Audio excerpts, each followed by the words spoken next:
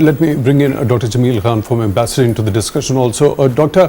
Khan, when we talk about this current high-level segment of the 79th session of the United Nations General Assembly underway, since 7th of October, where the Israeli brutality continues unabated, it's been about to be a year now. Now, this is the first session of the United Nations General Assembly, the high level of it, that is taking place after that particular fateful day. Now, a lot of speeches have been made. I've also quoted some of the significant excerpts from those speeches by the world leaders over there. What difference do you think these speeches can actually make on the current situation that has unfolded since 7th of October there in Gaza? Well, the implementable action or the decisions are not expected because the United Nations General Assembly is not an implementing agency. Basically, in very simple words, it is a debating club where various heads of states and head of government, they describe their foreign policy and they raise the point about the burning issues of the world, such as Gaza and Lebanon, what had started. So there are Ukraine. So such significant incidents which happens in the world, that is highlighted, and that is highlighted because in the very first chapter of United Nations Charter, it's given that the world community, the member states, would try and maintain the peace and harmony in the world. So whenever there is any threat to peace and harmony, all these leaders, they speak. And what are those forums where they raise these points? One is the UN General Assembly, which is the highest forum where the leaders, the top leaders of the entire world, they get together. Like in this General Assembly session, 79, there are about over 75 head of the state and head of the government. The rest of it are the foreign ministers representing their country. So highest level of the representation of the leaders. But as I said, that they don't have any power under the United Nations Charter where the General Assembly session or its resolution could be implemented. The actual organ of the United Nations, which is the Security Council, that has the teeth, that has the power, that has the legal framework under which they can implement it. But it's very unfortunate, as it has been very clearly described by the King of Jordan, King Abdullah, said that United Nations by itself is under attack. So it has rendered United Nations meaningless. And what he meant by that was the United Nations Security Council. Security Council is a totally politicized organ of the United Nations.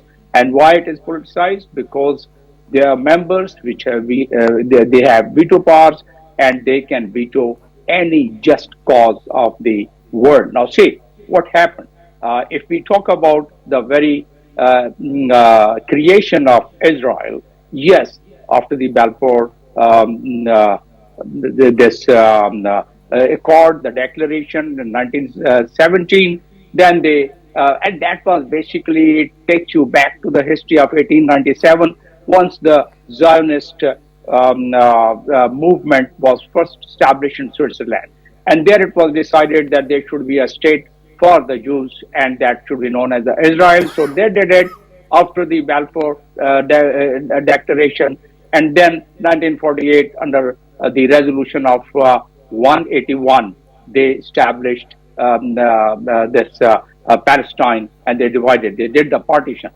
Basically, Palestine was already there, Palestine, but they created Israel in that, and they killed about 15,000 Palestinians. They really razed the 530 villages while they had done this partition, which was again the Balfour Declaration by itself was could not meet the tentacles of any international jurisprudence where this kind of a state under these circumstances could have been established.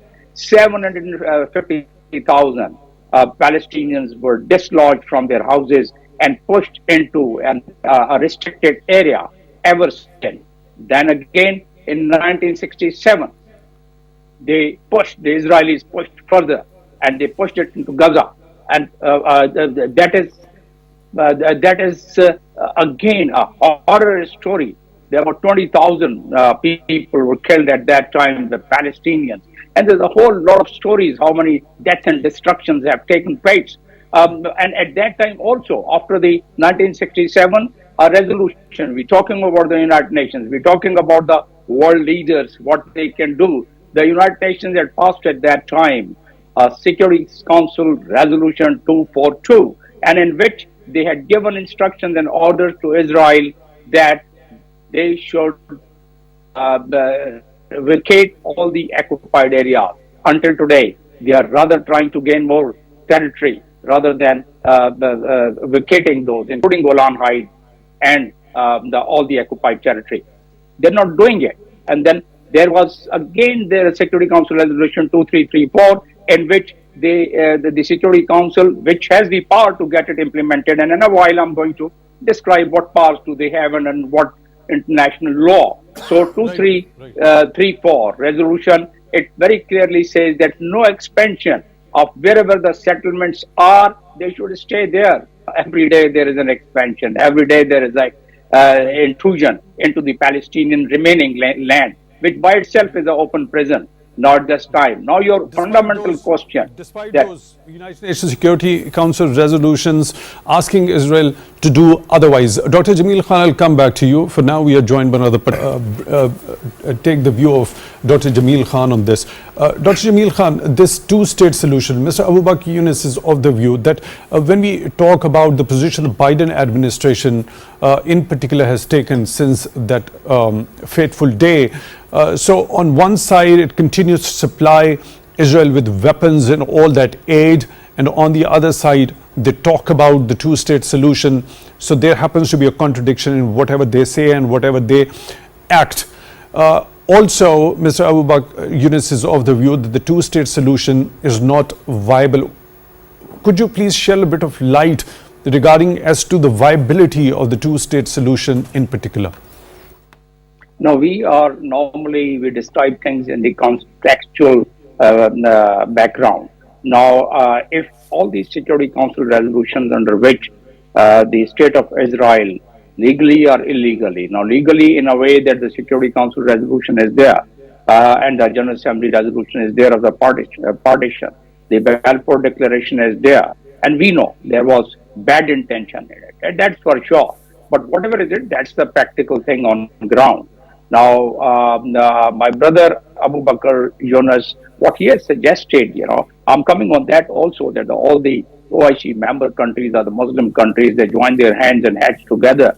Fine enough. They have not been able to get together on a platform of the OIC, which is a legal platform which has been formed under the United Nations Charter Chapter 8, and they have their own the charter, this OIC, which in a very first preamble, in the 8th paragraph, it says that all the members of OIC, they would support the very cause of the Palestine, and give them full support. And then in the Article 18 of the same charter, it's very clearly stipulated that there would be an Assistant Secretary General additional who would be looking after the interest of the Palestine and keep raising this point around the world. So, and then in their own charter, Article 9 and Article 8, they could call a emergency session of the head of their government and states. They have not. They've done it once, and just for the formality's sake, just one resolution. So we understand and we know what is our strength so far as the Muslim countries are concerned. The only danger is that now the rulers of these Muslim countries and the OIC members, let's say OIC member countries, basically they are now quite fearful that their own people are getting very frustrated what they are seeing. In fact, the entire world is getting very frustrated. Muslims are otherwise. Any country which has any respect for the human right, any respect for the humanity, any respect for the human life and dignity, we saw the head of state and head of government, what they've been describing during this very session. Brazilian President was very vocal about the atrocities, what is going on in Palestine. There are other, and if French, the president has called for this emergency meeting as we are talking. The meeting can start any time, the Security Council meeting, although I don't expect much from it because France is the ally of the United States, and if there is anything detrimental or against the wish and the will of the Israel, the US is going to veto it. They've been doing it. They did it three resolutions in past 1 year, which was trying to bring peace in Palestine, and they vetoed it. Coming back on the point, on the very point about two-state theory, two-state theory was agreed by both sides. The Palestinians and as well as Hamas did not agree with it. That's true. But then otherwise, Palestinian administration did agreed, and the Israel and the brokered by the United States and Oslo Accord had taken place in 1993. That was agreed, but Israel doesn't accept it. As a matter of fact, Israel doesn't respect that. Israel didn't respect other Security Council resolutions. So what is the way forward? If the world, now this very UN General Assembly, all the head of the states, they are bringing Palestine and Gaza into the main focus of the discussion. And once they are doing that, that means there is a pressure on these countries who do the veto. They understand that the world the opinion is going against them. To what extent they can ignore it, time would tell. They can't ignore it for indefinite period. We have to have in our mind why there has to be some reason that United States is so vehemently they support Israel. While on one side they are talking about the peace process, and they're not being, and on the other side they are vetoing some of the resolutions which were in the favor of the peace. And then Joe Biden's own Khan, this particular two-state solution and the current situation as far as the U.S. administration's stance regarding the right of self-defense of Israel is concerned. Now, when we talk about the two-state solution in particular, certain factions, even you already mentioned like Hamas, the Palestinian resistance group, didn't accept that. Others accepted it, but it was Israel which also didn't accept it, right? So, given that particular situation, and Israel resorts to this brutality, where would it end, even if some factions from the Palestinian side don't agree to that? And Israeli Prime Minister also doesn't agree to that, and this particular brutality continues with the US administration's unflinching resolve of defending Israel, supplying it with aid and weapons also. But at the same time, the world leaders, with a collective understanding as to the brutality unleashed by Israel, talks about it at the UNGA, at the United Nations Security Council meetings. They condemn it. Even the United Nations Secretary General condemns it. But what's the solution? What's the way forward? First of all, why the world has not... Would this continue like this as it is happening since 7th of October for 1 more year, 2 more years, 3 more years? It's against the law of nature. It can't go unabated. It can't go for indefinite period, because the Newton third law of motion, every action has its own reaction, equal and opposite reaction.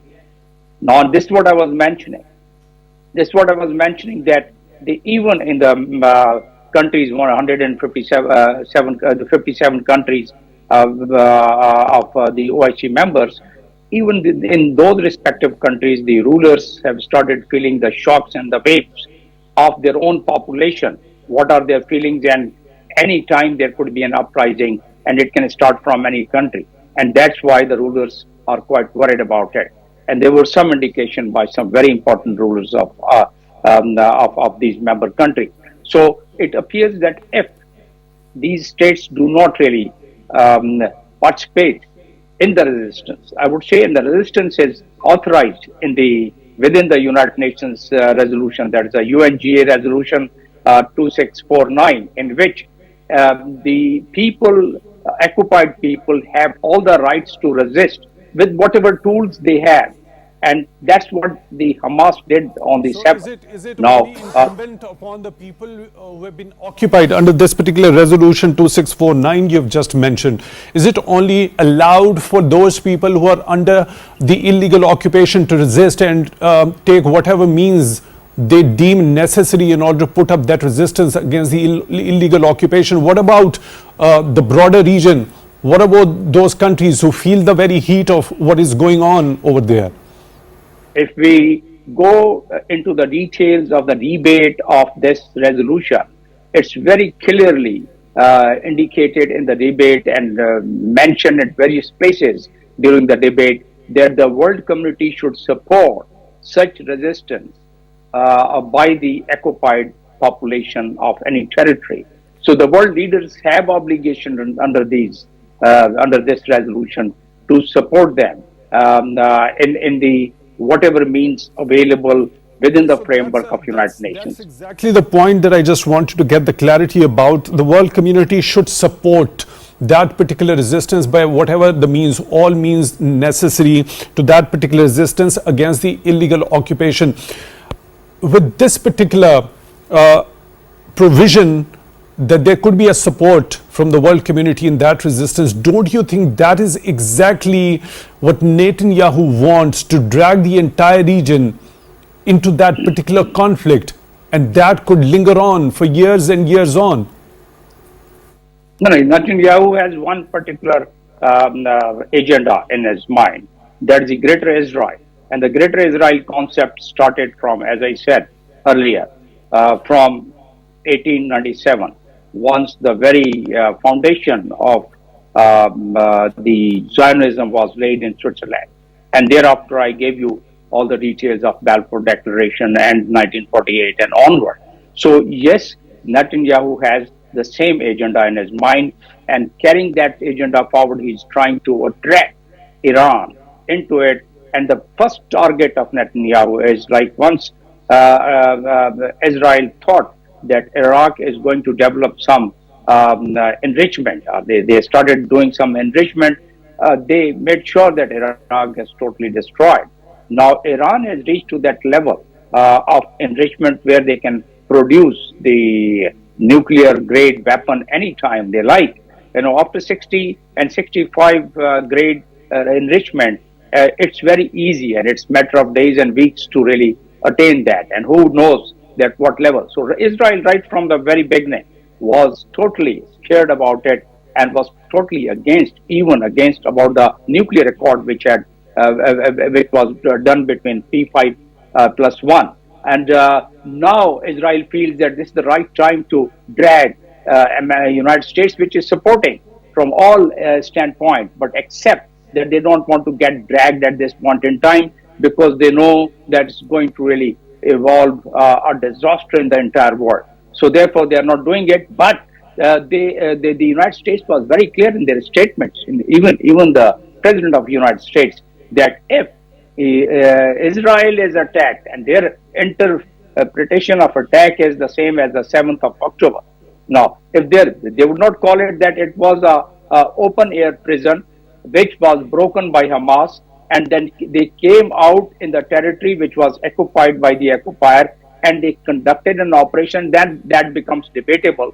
Obviously, no one would support the death of the children and women anywhere in the world. But then basically there was a provision under which the occupied land, the inhabitants of the occupied land could resist in whatever manner they can and come out of that open prison. This is Palestine is an open prison. That's what exactly we saw. As per your understanding, the Palestinian resistance group Hamas going in, trying to break that open air prison, and then what we saw subsequently on the part of Israeli forces. Now, President Joe Biden talks, and he specifically mentioned this particular thing in his UNGA address, which of course happened to be his last of the world body, that the world must not flinch from the horrors of Hamas' 7 October attack on Israel. Now, at the same time, he also... Please go ahead. That by itself is a demonstration of what mindset Joe Biden has. On one side, he is not bothered about almost 42,000 people, being killed by Israel. It's atrocity. He would also going through hell. Dr. Khan has also talked about them, that they are also going through hell, but at the same time he's also talked about the first point that we were discussing. Whenever there is a resistance against the illegal occupation, that resolution 2649 you talked about, the world community has the responsibility to support that particular resistance. The question that I asked you was whether that particular resistance, combined or a collective resistance against illegal occupation of Israel, would drag the entire region or might drag the entire world into that particular conflict. US President has said that the United States has been determined to prevent a wider war that engulfs the entire region.